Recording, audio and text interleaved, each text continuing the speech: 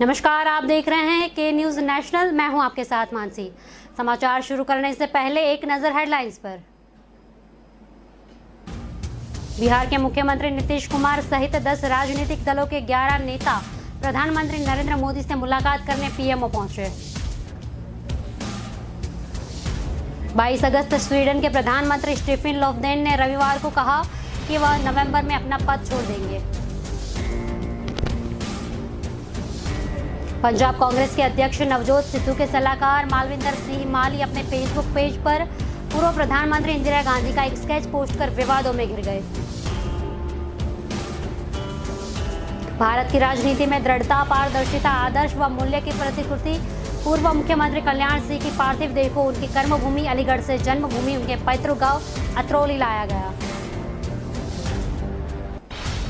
पंजशीर घाटी अफगानिस्तान के उन चंद इलाकों में है जहां अभी तालिबान का कब्जा नहीं हुआ। जातीय जनगणना पर आज कोई बड़ा ऐलान हो सकता है।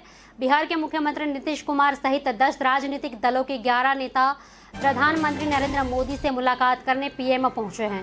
पीएम मोदी की मीटिंग के बाद सभी इस मुद्दे पर कोई निर्णय लेंगे। संभावना जताई जा रही है कि बिहार सरकार अपने स्तर पर प्रदेश में जातीय जनगणना कराने का निर्णय ले सकती है।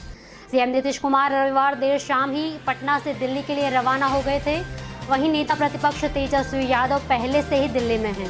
उनके अलावा इस सर्वदलीय प्रतिनिधिमंडल में कांग्रेस में माले, सीपीआई और सीपीएम के नेता भी मौजूद रहेंगे। इस प्रतिनिधिमंडल में बीजेपी की तरफ से मंत्री जनक राम को भेजा गया है। बैठक में जेडीयू के शिक्षा मंत्री विजय कुमार चौधरी, कांग्रेस नेता अजित शर्मा और सीपीआई माले नेता महबूब आलम और अब्दुल इमीम, पूर्व मुख्यमंत्री और हम सुप्रीमो जीतन राम मांझी, अजय कुमार भी शामिल है। सीएम नीतीश कुमार ने पत्र लिखकर पीएम नरेंद्र मोदी से मुलाकात का वक्त मांगा था और 19 अगस्त को उन्हें प्रधानमंत्री की तरफ से जवाब मिला था। पत्र में 23 अगस्त का वक्त दिया गया था। आज सभी की निगाहें इस मुलाकात पर टिकी हुई है। जातीय जनगणना को लेकर बिहार में राजनीति काफी तेज है। इस मुद्दे पर सत्तारूढ़ दल और विपक्ष का स्तर एक हो गया है। विपक्ष की तरफ से प्रतिपक्ष के नेता तेजस्वी यादव ने जातीय जनगणना कराने की मांग तेज की थी, जिसका समर्थन सत्तारूढ़ दल जेडीयू ने भरपूर किया था और मुख्यमंत्री नीतीश कुमार ने अपने नेतृत्व पीएम मोदी से मिलने की बात कही थी।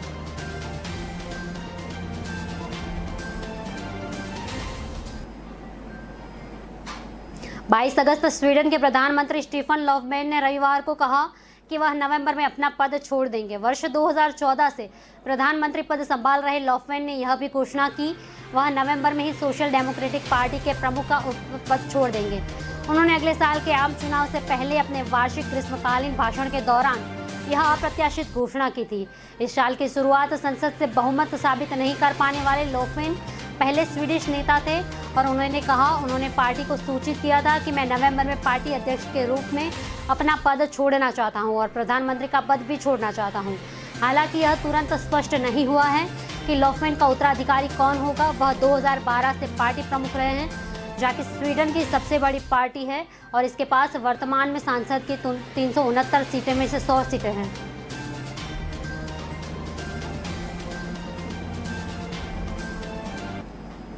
सिद्धू के सलाहकार मालविंदर सिंह मौली ने अपने फेसबुक पेज पर पूर्व प्रधानमंत्री इंदिरा गांधी का एक स्केच पोस्ट कर विवादों में घिर गए हैं। माली ने 1949 में पब्लिश जन तक पैगाम नाम की पंजाबी मैगजीन का कवर सोशल मीडिया में शेयर किया है।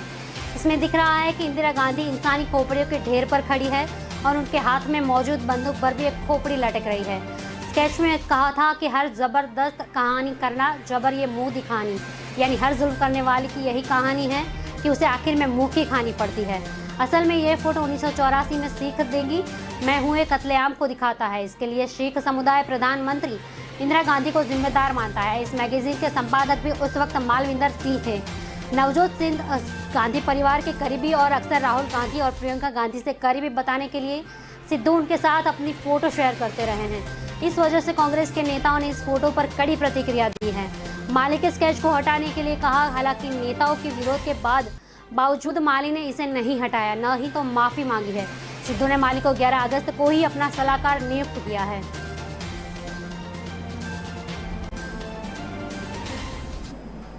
भारत की राजनीति में दृढ़ता, पारदर्शिता, आदर्श व मूल्यों की प्रतिकृति पूर्व मुख्यमंत्री कल्याण सिंह को पार्थिव देह के उनके कर्मभूमि अलीगढ़ से जन्मभूमि उनके पैतृक गांव अतरौली लाया गया था। अब उनके गांव में लोग अपने जनप्रिय नेता का अंतिम दर्शन करेंगे। कल्याण सिंह के पार्थिव देह की अंत्येष्टि सोमवार शाम को करीब 5 बजे बुलंदशहर के नरोरा गंगा नदी के तट पर की जाएगी। प्रशासन ने तैयारियों का अंतिम रूप दे दिया है। कल्याण सिंह के पार्थिव देह के अंतिम दर्शन कर राज्यपाल आनंदीबेन पटेल ने श्रद्धांजलि दी। यूपी की राज्यपाल आनंदीबेन पटेल अतरौली पहुंच गई थी। कुछ ही देर में डिप्टी सीएम दिनेश शर्मा भी पहुंच गए थे। राज्यपाल व डिप्टी सीएम ने श्रद्धांजलि दी। गृह मंत्री अमित शाह के साथ ही मध्य प्रदेश के मुख्यमंत्री शिवराज सिंह चौहान पूर्व मुख्यमंत्री कल्याण सिंह की पार्थिव देह के लिए अंतिम दर्शन के लिए अंतरौली पहुंचे थे। कर्मभूमि अंतरौली पहुंचे सीएम योगी आदित्यनाथ की मौजूदगी में अमित शाह व शिवराज सिंह चौहान ने स्वर्गीय कल्याण सिंह को वहां पर श्रद्धांजलि दी। देश के गृह मंत्री अमित शाह सोमवार को पूर्व सीएम कल्याण सिंह को श्रद्धासुमन अर्पित करने के बाद कहा कि राम मंदिर का शिलान्यास हुआ था। उसी दिन मेरी बाबूजी से बात हुई थी और उन्होंने कहा था कि मेरे जीवन का लक्ष्य पूरा हो गया है। बाबूजी का पूरा जीवन यूपी के विकास व गरीब लोगों के लिए समर्पित रहा है। देश को बेहतर दिशा दी है, विकास को नई गति दी है। बाबूजी के जाने से भाजपा में जो जगह खाली हुई उसके लंबे समय तक भरपाई नहीं हो सकती। बाबूजी लंबे समय से सक्रिय राजनीति में न रहते हुए भी अपनी पूरी भूमिका रखते थे। युवा भी बाबू को आदर्श मानते थे। वह हमेशा भाजपा के प्राण श्रोता रहे थे।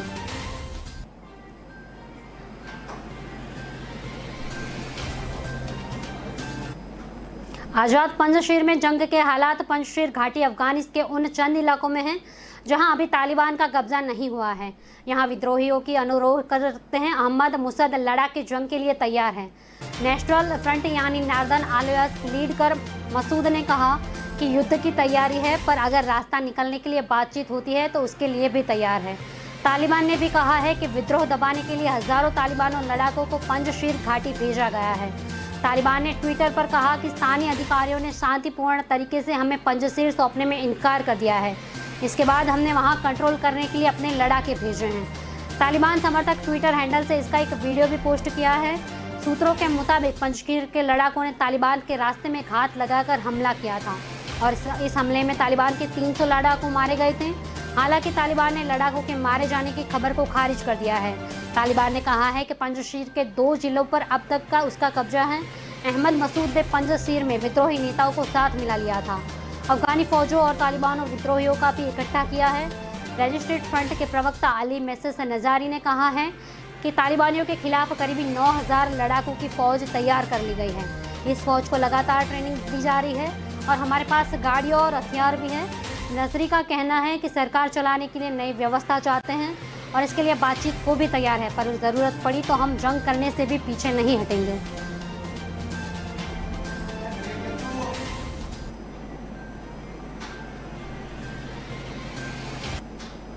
लेते हैं एक छोटा सा ब्रेक। जुड़े रहिए के न्यूज़ नेशनल के साथ।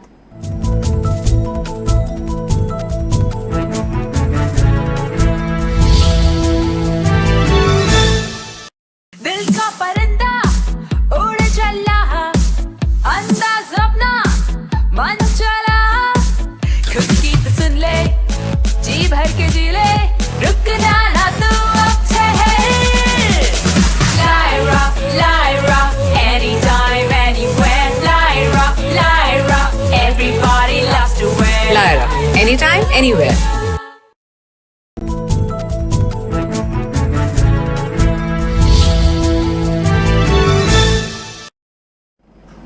ब्रेक के बाद आपका स्वागत है। अब देखते हैं आगे की खबरें। तीसरी लहर को लेकर गृह मंत्रालय के एक पैनल ने प्रधानमंत्री कार्यालय को चेतावनी जारी की है। National institute of disaster management के अंतर्गत बनाई गई एक कमेटी ने दौरान अक्टूबर में कोरोना संक्रमण पीक पर पहुंचने की चेतावनी दी थी। कमेटी ने इसका बच्चों पर बुरा असर पड़ने की बात कही है और अभी से तैयार रहने का अलर्ट दिया है। कमेटी ने अस्पतालों में तैयारी रखने की हिदायत भी दी है। देश में रविवार को 25,000 से ज़्यादा कोरोना केस मिले, उनमें 44,000 लोग ठीक हुए। लगातार तीसरे दिन तक ठीक हो जाने वाली संख्या के नए मरीजों से ज़्यादा थी। एक्टिव केस की होने की रफ्तार बढ़ रही है। शनिवार को एक्टिव केस में 7,000 की कमी आई थी। फिलहाल 3.28 लाख सक्रिय मामले हैं। वहीं केरल में 5 दिन बाद 20,000 से कम केस आए। साथ ही ठीक होने वालों की संख्या भी बढ़ी है। तो कल राज्य में 25,000 से ज़्यादा लोगों ने बीमारी को मात दी है। देश के 8 राज्यों में पूर्ण लॉकडाउन जैसी पाबंदियां हैं। इनमें पश्चिम बंगाल, हिमाचल प्रदेश, झारखंड, उड़ीसा, तमिलनाडु, मिजोरम, गोवा और पुडुचेरी शामिल है। यहाँ पिछले लॉकडाउन जैसे ही कड़े प्रतिबंध लगाए गए हैं।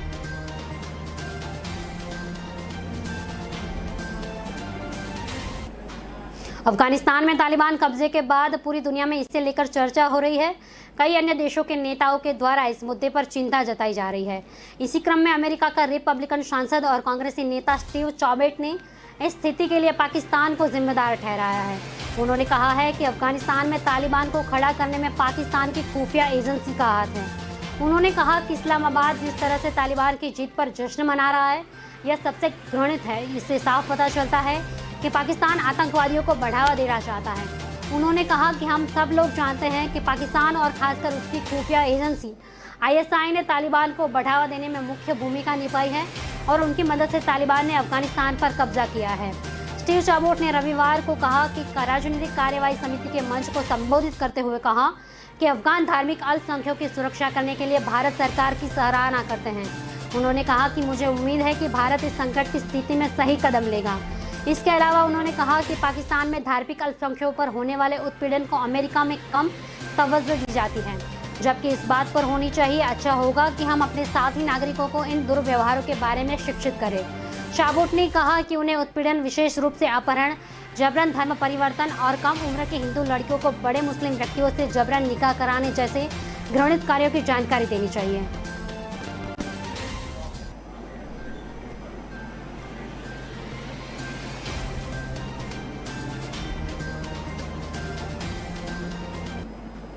दिल्ली में वायु प्रदूषण के खिलाफ जंग जारी है। इस बीच सोमवार को इसमें बड़ा अध्याय जुड़ गया है। दिल्ली के दिल कनाट पैलेस में देश का पहला स्मॉग टावर लगाया गया। दिल्ली के मुख्यमंत्री अरविंद केजरीवाल ने सोमवार को इसका उद्घाटन किया।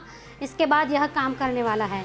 इस मौके पर अरविंद केजरीवाल ने कहा कि वायु प्रदूषण से लड़ने और दिल्ली की हवा साफ करने के लिए दिल्ली में देश का पहला स्मॉग टावर लगाया जाएगा। इस तकनीक को हमने अमेरिका से आयात किया है। ये टावर 24 मीटर ऊंचा रहेगा और 1 किलोमीटर दायरे की हवा को साफ करेगा। यह स्मॉग टावर दूषित हवा को अंदर खींचेगा और साफ हवा को छोड़ेगा। स्मॉग टावर की खूबी यह है कि तकरीबन 1 वर्ग किलोमीटर क्षेत्र की प्रदूषित हवा को अपने अंदर लेकर साफ हवा की आपूर्ति करेगा। इसके साथ ही यह स्मॉग टावर वातावरण दूषित हवा को खींचेगा और साफ करके 10 मीटर की ऊंचाई पर छोड़ेगा। इसके शुरू होने के बाद विशेषज्ञ दिल्ली में वायु प्रदूषण पर इसके प्रभाव का पता लगाएंगे। नतीजों के आधार पर दिल्ली में अन्य स्थानों पर उपकरण लगाने का फैसला लिया है। यह एक तरह से पायलट प्रोजेक्ट है।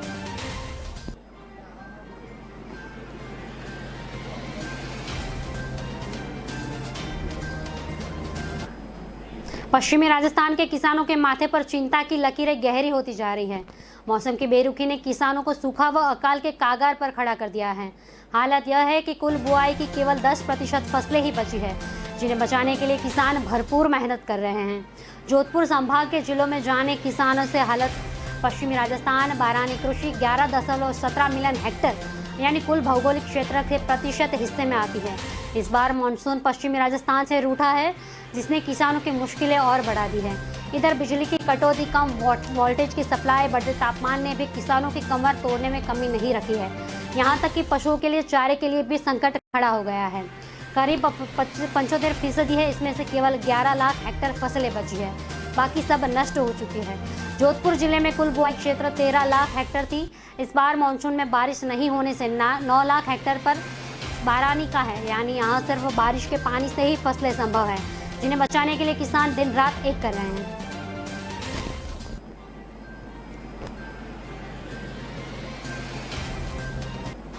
अफगानिस्तान में 2005 में केवल 10 लाख मोबाइल फ़ोन थे। 2019 में इनकी संख्या बढ़कर 2.2 करोड़ हो गई है। विशेषज्ञों का अनुमान है कि यहाँ 70% आबादी के बाद फ़ोन है। यही फ़ोन तालिबानियों को अपनी हुकूमत कायम करने का जरिया दिख रहा है। कोशिशें भी साफ नज़र आ रही है। एक वीडियो में तालिबानी अधिकारी महिला स्वास्थ्य कार्यकर्ताओं को आश्वस्त करते हैं कि काम जारी रख सकते हैं। एक अन्य में कुछ उपग्रंथी सिखों से कहते हैं कि वे आज़ाद और सुरक्षित हैं। कुछ अन्य वीडियो में दिखाते हैं कि काबुल में नए किस्म का कानून शासन चल रहा है। तालिबान लड़ाकों में लुटेरे और चोरों की बंदूकें की नोक पर रखा है। अफगानिस्तान पर कब्जा करने वाले तालिबान ने विरोध को काबू करने और अपने संदेशों को प्रसारित करने के लिए सोशल मीडिया को ताकतवर माध्यम बनाया रखा है। वे हजारों ट्विटर अकाउंट से देश के डरे हुए लोगों को भरोसा दिलाते हैं। हालांकि तालिबान द्वारा पेश की जा रही शांति और स्थिरता की तस्वीर से अलग दुनिया भर में काबुल विमानतल पर अराजकता और विरोधियों की पिटाई, उन्हें गोली मारने जैसे दृश्य प्रसारित हो रहे हैं। कट्टर धार्मिक झुकाव और हिंसा का सहारा लेने के बावजूद उग्रवादियों ने बीते वर्षों में इंटरनेट का इस्तेमाल करना सीख लिया है। तालिबान ने 2001 में इंटरनेट पर प्रतिबंध लगा दिया था। तालिबान के कई आलोचक और पूर्व सरकार के समर्थक भूमिगत हो गए थे। पिछले कुछ समय से तालिबानियों ने सोशल मीडिया अभियान के माध्यम से अफगान सेना को हथियार डालने के लिए प्रेरित किया है।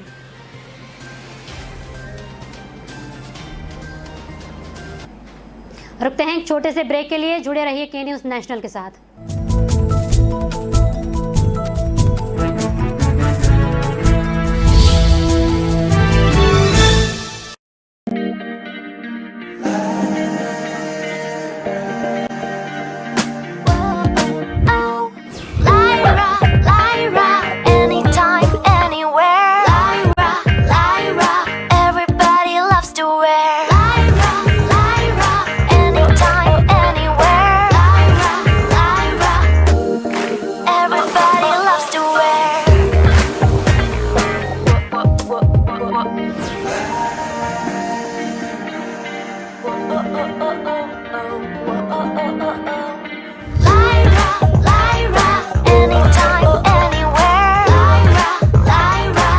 My life, my Lyra.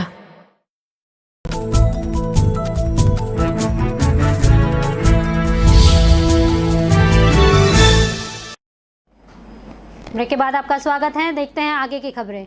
अमेरिकी राष्ट्रपति जो बाइडेन ने रविवार को फिर से सफाई दी कि अफगानिस्तान से अमेरिका सेना की वापसी का फैसला सही था। ऐसा कोई तरीका नहीं था जिससे इतने लोगों को बिना तकलीफ और नुकसान से काबुल से निकाला जा सकता था। उन्होंने आगे कहा था कि आप लोगों को जो दिल दुखाने वाली तस्वीर देख रहे हैं, यह होना ही था। मेरा दिल इन लोगों को देखकर दुखता है, लेकिन आखिर में सवाल यही रहता है कि अगर हम अब भी अफगानिस्तान नहीं छोड़ते तो कब छोड़ते। सेना की वापसी का मेरा फैसला तार्किक, तर्कसंगत और सही फैसले के तौर पर रिकॉर्ड किया जाएगा। अब तक के अभियान के बारे में बताते हुए बाइडेन ने कहा, अमेरिका में 36 घंटे में 11,000 लोगों को निकाला है। हालांकि उन्होंने उसकी डिटेल नहीं दी। इसमें अमेरिकी वायुसेना, चार्टर और गैर अमेरिकी विमान की सभी फ्लाइट को शामिल किया गया है। उन्होंने यह भी कहा कि अभी भी हजारों लोग एयरलिफ्ट के इंतजार में हैं। यह प्रक्रिया सिक्योरिटी कारणों और अमेरिकी ब्यूरोक्रेसी के कारण धीमी हो रही है। बाइडेन ने यह भी कहा कि अमेरिकी सेना में काबुल ऑर्बिट पर सेफ जोन बढ़ाया है। सेफ जोन का दायरा बढ़ाने में तालिबान ने उनकी मदद की है। जो बाइडेन से पूछा गया था कि क्या वे तालिबान पर भरोसा करते हैं, जिसके जवाब में उन्होंने कहा था, मैं किसी पर भरोसा नहीं करता। तालिबान एक सैद्धांतिक फैसला लेना है। क्या तालिबान अफगानिस्तान के लोगों को एकजुट करने के उनकी भलाई का काम कर पाएगा, जो कोई 100 साल में नहीं कर पाया? अगर ऐसा नहीं कर पाया तो उसके आर्थिक सहयोग, व्यापार और बहुत सारी चीज़ों से मदद लेनी पड़ेगी।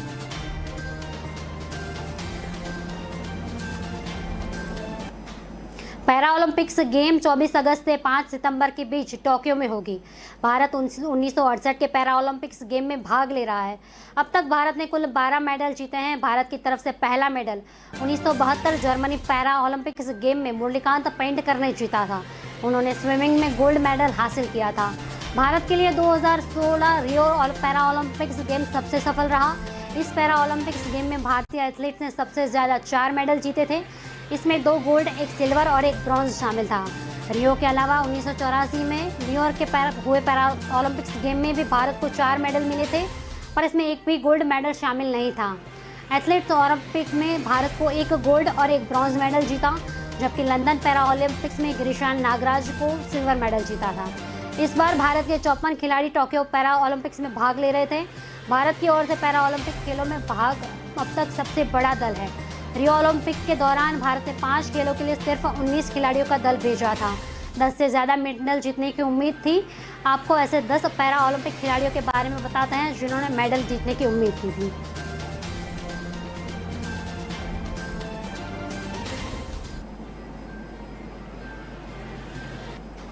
अफगानिस्तान में बदले हालात और तालिबान शासन का असर भी भारत में देखने को मिल रहा है। तालिबान ने अफगानिस्तान से होने वाले एक्सपोर्ट और इंपोर्ट को रोक लगा दी है। इससे भारत के कारोबारी चिंतित है। सबसे ज़्यादा असर देश के ड्राई फ्रूट बिजनेस पर हुआ है। भारत में करीब 80% ड्राई फ्रूट अफगानिस्तान से आता है। इसमें किशमिश, बादाम, मुनक्का, अंजीर, अखरोट जैसे प्रोडक्ट शामिल हैं। अब इनकी कीमतों से तेज़ी में उछाल आया है। एक हफ्ते में बेहतर ड्राई फ्रूट 40% तक महंगे हो गए हैं। दिल्ली के चांदनी चौक में ड्राई फ्रूट की मंडी है। यह देश की सबसे बड़ी ड्राई फ्रूट की मंडी मानी जाती है। देश के ज़्यादातर हिस्सों में ड्राई फ्रूट यहीं से आता है। शनिवार को मंडी पहुंचे तो त्योहार का सीज़न होने के बाद भी कुछ खास चहल पहल नज़र नहीं आ रही थी। यहाँ पर पहले पैर रखने की जगह नहीं थी। जो काफ़ी तोल मोल कर ड्राई फ्रूट खरीद रहे हैं, जो 5 किलो किशमिश खरीदने के लिए घर से निकले, वे वहाँ पहुँचने के बाद 2 से 3 किलो ही किशमिश खरीदते हैं। बिजनेस पर तालिबान का कितना असर हुआ है?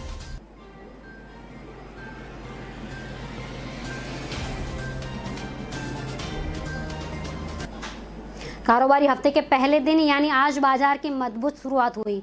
सेंसेक्स 55,000 से अंक पर और निफ्टी 16,000 पर खुला। फिलहाल सेंसेक्स 200 अंक चढ़कर 55,000 पर और निफ्टी 40 अंक पर कारोबार चल रहा है। सेंसेक्स 30 में से 16 शेयर बढ़त के साथ और 14 शेयर लाल निशान के कारोबार रहे हैं, जिसमें HCL टैंक को शेयर 3% तेजी के साथ कारोबार कर रहे हैं। NSE पर IT इंडेक्स 1.50% है, ज़्यादा की तेज़ी के साथ कारोबार कर रहा है। BSE पर 1000 शेयर्स में कारोबार है। मार्केट कैप पहली बार 236 लाख करोड़ के पार हो चुका है। अंक गिराकर 16 करोड़ से ज़्यादा बंद हुआ है। एक बार फिर देश को सबसे टेलीकॉम कंपनी रिलायंस जियो ने ग्राहक जोड़ने के मामले में एयरटेल और वोडाफोन आइडिया को पीछे छोड़ दिया है।